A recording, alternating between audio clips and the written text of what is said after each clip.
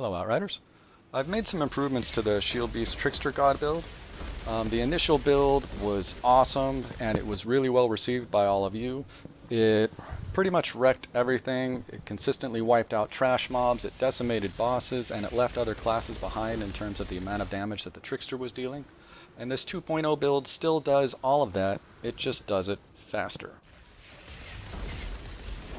The goal of the build is to maximize anomaly power to take full advantage of the Spectral Spike Pax node, and on top of that we're also going to augment the amount of damage that Spectral Spike is dealing by using Euthanizer and Captain Hunter and Vulnerability Bullets and Fortress. Now in my initial video, my kill times for the Arbiter, depending on which gun I was using, were between 35 and 40 seconds, and with this new setup and the new gun that I'm using, it's now consistently under 30 seconds, averaging around 27 seconds.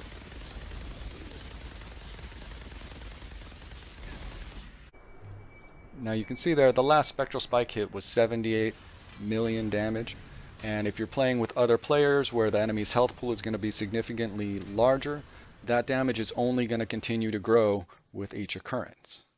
Now if we take a look at the damage breakdown, you can see that Spectral Spike is dealing 90% of your damage. Everything else is pretty much inconsequential. It's only there to augment the amount of damage that Spectral Spike is going to do for you. And all you have to do to maintain that damage is make sure that your twisted rounds don't drop, which isn't terribly difficult to do with this build.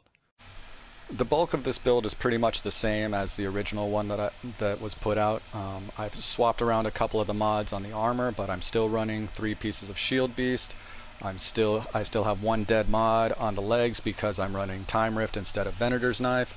I'm still focusing on getting anomaly power on all the pieces so that my anomaly power will be higher and my Spectral Spike damage will start higher and ramp up faster.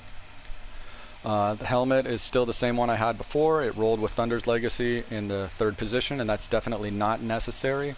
If I had my choice, I'd probably rather have Euthanizer or Tainted Blood there so that I could increase my overall damage output, because those will also increase the damage of the Spectral Spike. But Thunder's Legacy is great for keeping trash mobs off me, like the little melee guys that like to sneak up behind you and take a chunk out of your shields or your health.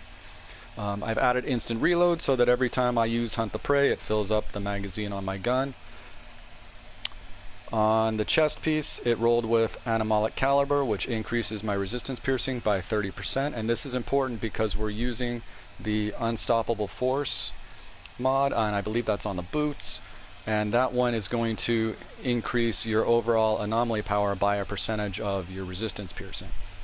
And in the initial build I had and another one in the 1st position here, and I have swapped that out for Euthanizer because I got a pair of pants that rolled with and another one in the 3rd position. Initially I had Hunt the Prey slowing enemies in that position, which is really not necessary for this build at all. So since I had and another one there, I was able to add Euthanizer on the torso. I still have a little bit of pain here, and since Worldslayer came out, a little bit of pain now scales with your overall anomaly power instead of just doing a flat amount, so it's awesome for dealing with the trash mobs and keeping health coming in. Got purple gloves and boots, again, first and foremost looking for anomaly power to raise your overall anomaly power and the damage of your Spectral Spike. This one rolled with power assimilation in the 3rd position, so I get 254,000 anomaly power for every elite on the field, which is going to again increase the damage of my Spectral Spike. I mean, it's not going to give as much against the Arbiter because there's only the 1 elite on the field at the time, but it's still a good bump in anomaly power either way. And I've added Captain Hunter because this will also increase the damage of the Spectral Spike. If I could find something better, I would definitely like to get rid of Backstabber because it doesn't really contribute that much to my overall damage, but so far I haven't found anything that fits with the build that's going to give me something better than that. On the boots, again, we've got anomaly power. This is where you're going to find the Unstoppable Force, which increases my overall anomaly power by 50% of my resistance piercing, which is why that Anomalic Caliber mod is very important.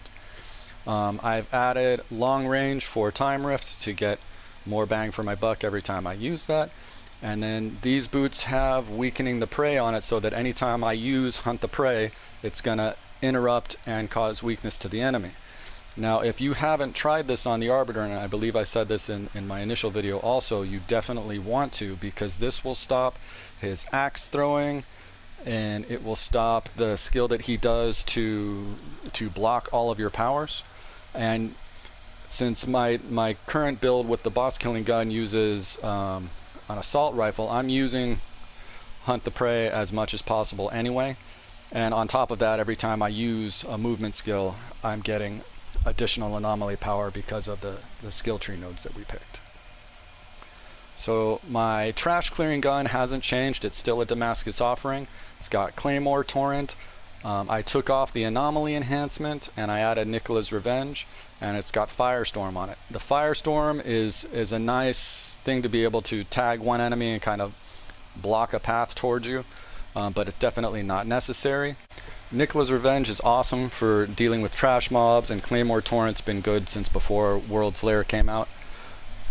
And again, the anomaly enhancement, I mean, it's nice, especially since you have such high anomaly power, but it's definitely not necessary, especially since this gun is going to be used to clear trash mobs. It's more important to be able to damage multiple enemies at once than it is to drop a single target quickly, which this build already does fairly well. Now, my new boss killing gun is a Deathscape, and it rolled with Fortress on it, and it comes with Stigmatized, so it's already applying Toxic. And I added the ultimate vulnerability bullets. I thought about adding Omen, but since I couldn't fit Tainted Blood into the build anywhere because there's still a few mods that I would rather get rid of in order to put that in, I'm running ultimate vulnerability bullets instead of Omen, because the ultimate vulnerability bullets is going to give me a slightly better debuff than Omen will. And also, to fix something I said in the initial video, I initially thought that vulnerable was a 25% debuff, because when I had started playing Outriders, I saw a video that had mentioned that. I didn't know that it had been nerfed since then, and it is now only a 15% debuff. The pistol I never use, so just put something that's appropriate for your level and forget about it. It's not really going to give you that much. As far as the class tree goes, it hasn't really changed from the first build. The main Trickster class tree is the same. We're going to start out with the lower branch, taking all the anomaly power bumps, and we're going to grab the resistance piercing bumps also. We're going to make sure to grab counter shield, so anytime we use a deception skill like Time Rift, we're going to get a 50% bump in anomaly power. And then we're going to take combat shield's timeline, so anytime we use a movement skill like Hunt the Prey, we're going to get another 50% anomaly power on top of that. Then we're going to head up to the middle branch, which is where we're going to get the tankiness for the character, help bump the shields up faster, help them not deplete as quickly. But the end node is really where it shines. Anytime we use a deception skill like Time Rift, we're going to get 50% of our shields filled up right away. And that's the key point of the build. Since we're using the Shieldbeast legendary set to increase our anomaly power, this is going to help us keep the shields maxed out the whole time, especially while we're fighting all the trash mobs leading up to the bosses.